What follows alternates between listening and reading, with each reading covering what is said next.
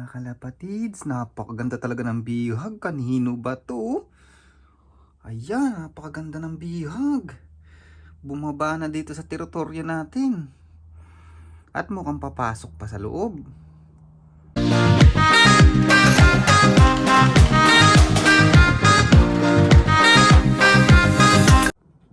Ayan mga kalapatids, may bihag tayo. Of color. Ayan, binabara ko ni inbreed, kapatid nung 57 kak na blue bar na inbreed. Ayan, oh. Ayan.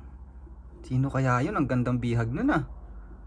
Anong tawag doon sa kulay na yun? Sa atin, sa Pilipinas, tawag doon phantom, eh. Dito, parang gay pied yata tawag dyan pag mga ganyan. Tignan mo, manyakis din tong ano na to, oh. Tong inbreed ni Stubborn, no? Binabara ko niya yung mga hen doon, no? Ayan, no? Tikas, ano? Tingnan natin yung ano na yun. Mukhang meron tayong bihag, ah. Sino yung bihag na yun? Yung mga young bird natin, no? Naka-viewing mga kalapatids. Tingnan nga natin, silipin natin sa labas. Sino yun? Ayan, no? Kaya pala ang ingay sa taas. Ayaw magsibaba ng mga ibon ko. Ayan, no? Yung may puti sa ulo na yan. Ang gandang bihag, oh. Of color. May sing-sing, eh. Kanino kaya yan, ano? Ah, red checker, oh. Bihag din natin mga kalapatids yan. Dalawang red checker. Kanino kaya to? Di atin tong dalawang red checker na yan. Ayun, oh, ang gaganda, oh. Tatlong off color. Dumalaw dito sa atin. Ang gaganda. Ayan, oh. Kanino kaya ibon to? Napakaganda off color. Tingnan nga natin kung may sing-sing mga kalapatids. Wala na, nagliparan na. Nagliparan mga kalapatids. Natakot sa pagmumukha natin. Ayan mga kalapatids, napakaganda talaga ng bihag. Kanino ba to? Ayan, napakaganda ng bihag. Bumaba na dito sa teritoryo natin. At mukhang papasok pa sa loob. Ayan, oh. Sarap naman sa kulay. Napakaganda. Ayan, oh. Mukhang gay pied na yata tawag dito. Napakagandang bihag of color, oh. Ayan, oh, palipad na. Yun, may pad na. Pumanik na uli sa bubong. Ano kayang nakita niya? Ba't gusto niya? Siguro natatanaw niya kasi itong mga young bird natin. Ayan, oh. Ayan. Napakalupit ng bihag na yun, ah. Ang ganda, ah. So, galing naman mag-breed nung ano na yun, ah. Kinis, ah. Kaya siguro gutom yan mga kalapatids, kaya bumababa dito. Ayan. Lilipad na naman yan, pero ay pumasok sa loob natin yan mga kalapatids, palalabasin natin yan kasi baka mamaya may dalang sakit. At hindi natin alam kung kanino ibon yun. Masamang umaangkin ng hindi atin, tatandaan nyo yan mga kalapatids. Kahit anong ganda ng ibon, tatandaan nyo, masamang umangkin ng hindi atin. Mas magandang pag nahuli, ibalik. Yan, hanggat maibabalik, ibalik, wag pag-entrisan. Alright? Ayun yung bihag mga kalapatids, oh. Yun, oh, nagkakamot-kamot pa dun, oh. Kasama si Stubborn sa taas. Si Stubborn ba yun, oh, yung inbreed? Ayan. Ayan, mukhang may mga kasama pala sa taas. Pababayin natin yung mga ibon natin. Papasukin natin itong mga ibon natin. At baka magtos kasi tayo ngayon mga kalapatids. Ayan, pumitik na. Pumitik. Ayan, oh. Ang dami nga nila sa taas, di atin yun. Yan mga kalapatids, kagigising ko lang at parang ang labo ng ating salamin. Bada yan, tayo-tayo pa ang ating buhok. At kagigising ko nga lang kanina yung bihagis paligid-ligid dito. Ang masakit nung huling pitik nila, sinama yung ano pala natin, yung mga tatlong ibon natin. Hindi pa bumabalik. Malamang yung tatlong ibon natin, sinama niya dun sa kung saan man sila nakatira.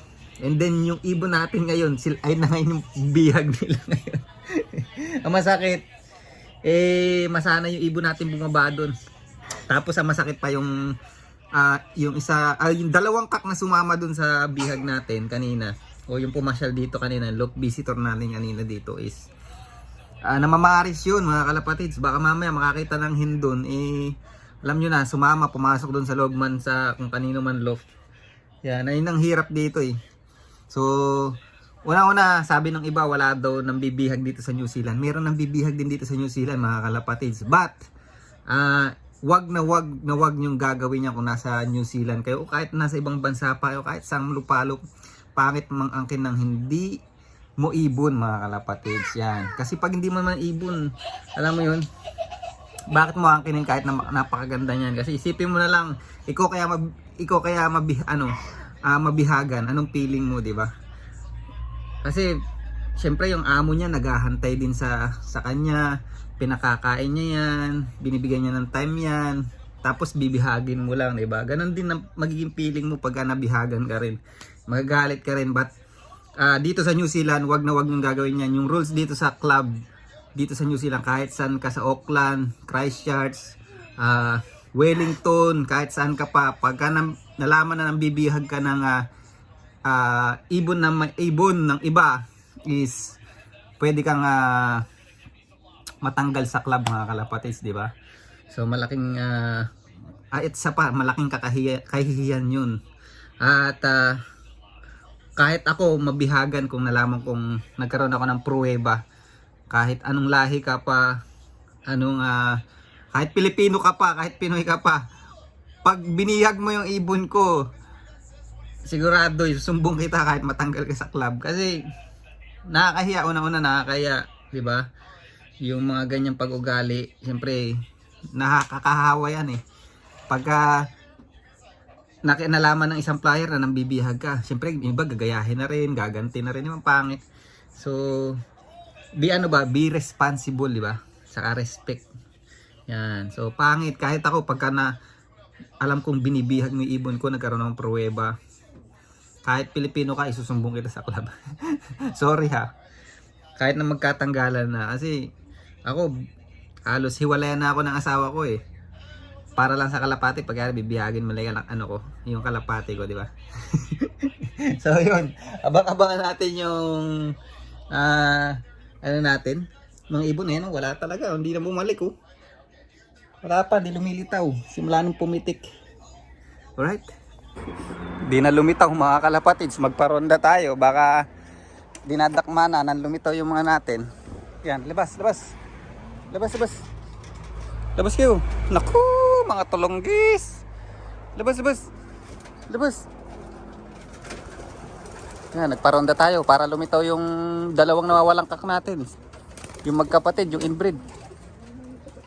Yun, nandun pala sa ibabaw. Yun. Kala ko nawala na eh. Nandun pala sa bubong. Papapasukin muna natin, baka mamaya eh masama dun sa masama ng mga dumadayo dito sa atin, mahirap na. Ayun, yung mga ibon natin, ayun, nanunuldok, ayun oh. Ayan. Ngayon nyo ako bihagan. Yan. Kanina delikado tayo yung dalawa. Mukhang namamaris kasi yun eh. Baka alam nyo na, hindi natin masabi. Baka madagit na talaga ng tuya. Akala natin tayo may dagit, tayo pala yung dinadagit. Yan. Kaya nagpakawala tayo para maakay at maipapasok ko rin pagkayari. Yan ang hirap pag pagka mga ganito, lalo pag breeding season. Ngayon na sila mga kalapatids, papasukin na natin at baka madagit pa. Mahirap na. Come on. Meron yung dagit, ayun yung red checker oh.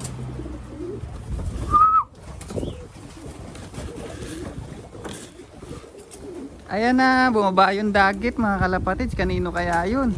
May singsing kulay puti. Ayan oh. Ito, bata pa mga kalapatids, nagmomolt pa lang. Old ring yung ring, hindi yan ring ng last season, saka yung bagong ring ngayon. Ayan oh, pumasok mga kalapatids oh. Ayan oh, papasok siya oh. Nahiya pa oh. Ayan oh, pipitik o papasok. Ayan yung bihag mga kalapatids, nawala na yung gay pied, nag-red checker. Ayan, pipitik o papasok. Ayan na, naiilang pa siya. Old ring oh, kulay puti yung bihag mga kalapatids. Ha? Pag pumasok siya dyan, titingnan natin kung anong ring para makita natin mga kalapatids. Baka nanonood din sa atin yung ano, yung may-ari niyan.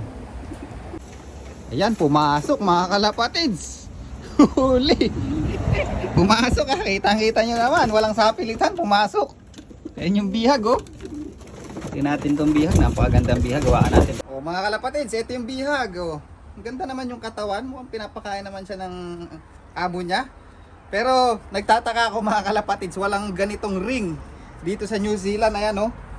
FR 2021 267238 FR. Yan, kanino kaya ito mga kalapatids? Gusto mo ba? Gusto mo? Ganda oh. Gandang bihag. Oh. Kanino kaya to? Kanino ka man? If you are watching my vlog, this is your pigeon and I'm letting. Oh, bumalik na. Bumalik na naman. Buisit na ibon yan. Pumasok eh. So, yan. Pero hindi natin ano yan, ikikip para layasin natin. Baka may dala pa sakit. Saka ewan kanino ano yung buwang Ayaw umuwi sa kanila. ayaw mo sa kanila. Masarap kasi pagkain dito mga kalapatid. Sa umaga, steak. Sa merienda nila, pizza. Sa tanghali, kansi. Nilulutuan pa ni, ano yan, ni Sexy Tari. Ilongga si Sexy Tari. Kansi. Alam niyo ba yung kansi? Kung Ilonggo kayo, alam niyo yung kansi.